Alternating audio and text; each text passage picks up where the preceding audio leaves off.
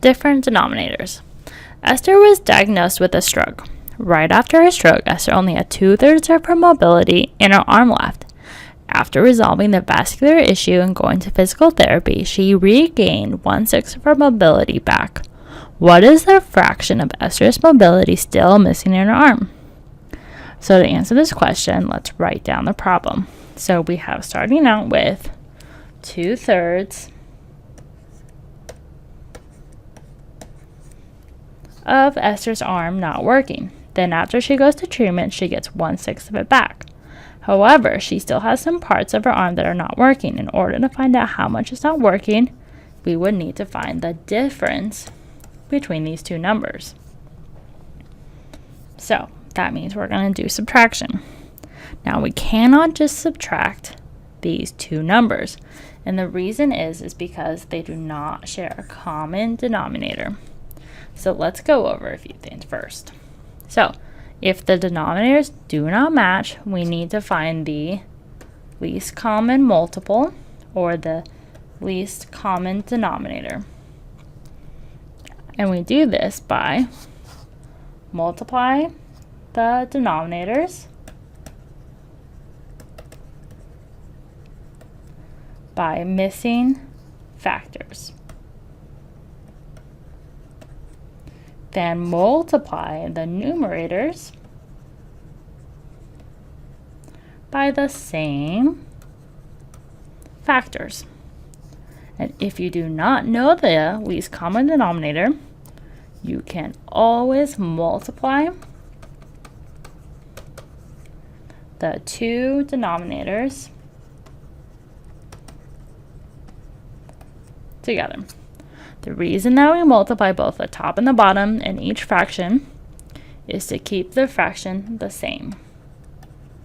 So let's apply all of this back to our problem.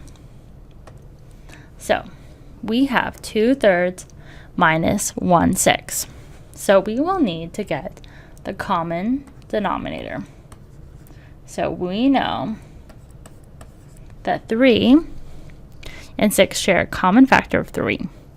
So to get from 3 to 6, we would just need to multiply it by 2. So whatever we multiply the denominator by, we multiply the numerator by. This keeps it the same because we're essentially multiplying this whole number by 1. So this problem now becomes 2 times 2, which is 4. 3 times 2 is 6, minus 1/6. Now we can actually subtract this problem because we have the common denominators. So 4 minus 1 is 3, and we keep the denominator, so it's 6. So 3, 6. But we could actually reduce. So if we reduce this number becomes 1/2 because we divided the top and the bottom by 3. So 3 divided by 3 is 1. 6 divided by 3 is 2. So 1/2 of our arm is still not working. So let's look at another example. Dan's wife called 911 after noticing that Dan had many of the symptoms of a stroke. If it took the ambulance 5/6 of an hour to pick up Dan and transport him to the hospital, and it took 3/8 of an hour before the vascular blockage was resolved, what fraction of time did it take between the stroke occurring and the blood flow returning to Dan's brain?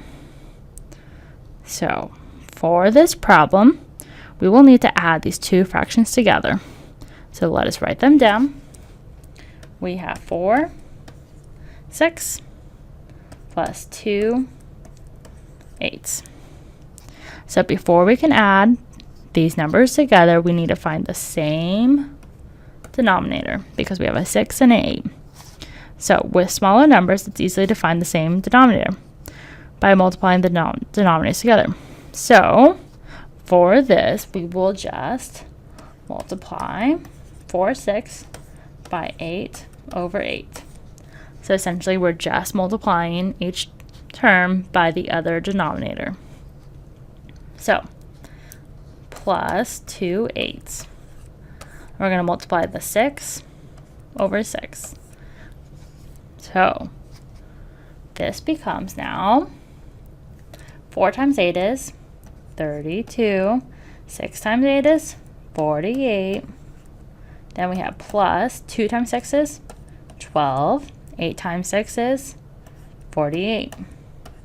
So now we have the same common denominator, which was the goal, and now we can do this addition problem now. So 32 plus 12 is 44 over 48. And now we can reduce this divide by 4 on top and bottom. So 44 divided by 4 is 11. 48 divided by 4 is 12. So this is the total time it took to get blood flow back to his brain.